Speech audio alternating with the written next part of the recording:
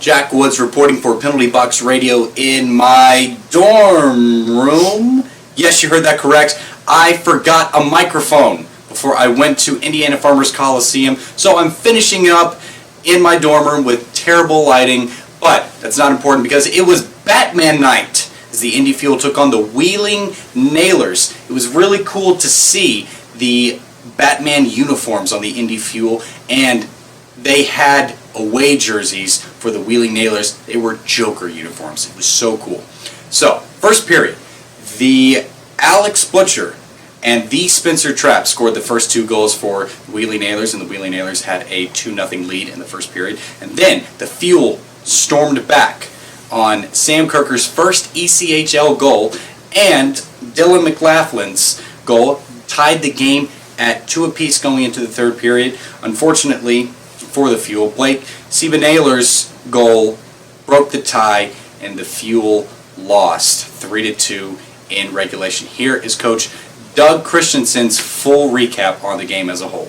Did a good job. I mean, the first one, it hits a stick, it bounces straight up in the air, no one knows where it is except for their guy, and it's in the back of our net. It's a bad bounce, and then obviously the second one, we need to do a better job overall. But for us, collectively, I thought the guys came in between periods. They dug in. We got that first goal, which clawed our way back, and then, we make it 2-2, and it was a good third period until the end. Team seems to struggle in finishing off games. How do you guys change that going forward? Well, we can't wait for somebody else to save it for us. We have to dig in. We have to find ways to be better at our net front. That's really been the biggest area where, when teams have had success against us, it's when they've taken guys and just thrown pucks to the net, and that was exactly what happened tonight. It wasn't, a tic-tac-toe play. It was a greasy goal, and we need to be a team that gets greasy goals ourselves.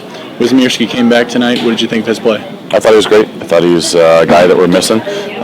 We need to get him going. And, same with Osipov. Those 2 guys make our decor better, and we need to continue to improve.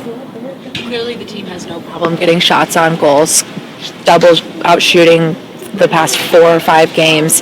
How do you translate those shots into goals that can win the game for the team? I think it's exactly what we just talked about, which was getting bodies to the net. I mean, I thought in the third period we got second and third chance opportunities. We need to make a team that does that consistently.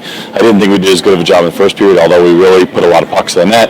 We didn't get a lot of second and third chances. I thought in the second and third period we got better and better and better, but we could have used a goal in that first period that way, and if we did that, I think it would have helped. But we're definitely, the offense we're generating, we need to do a better job bearing at the net front and boxing out of our own. Coach, you seem to be getting a lot of chances in front of the net and creating rebound chances. What's the message in terms of finishing?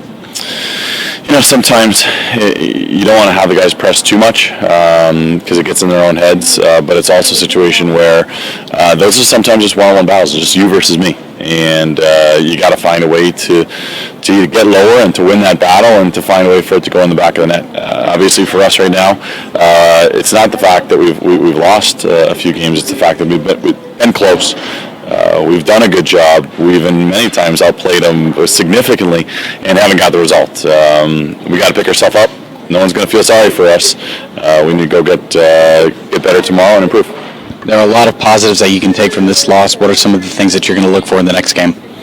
Well, I think our resiliency coming back from 2-0, I think that's something that we dug in, we kept going, we kept pushing, and even though that they got a couple bounces, we didn't let it to impact us. And so for us, we need to continue that because we have a tough stretch of road games. There's no question tonight. We obviously have our home game, but by the end of the month, we're only going to have played 6 games at home all year. So we've got a lot of the road games out, but our resiliency is going to be tested the next couple weeks.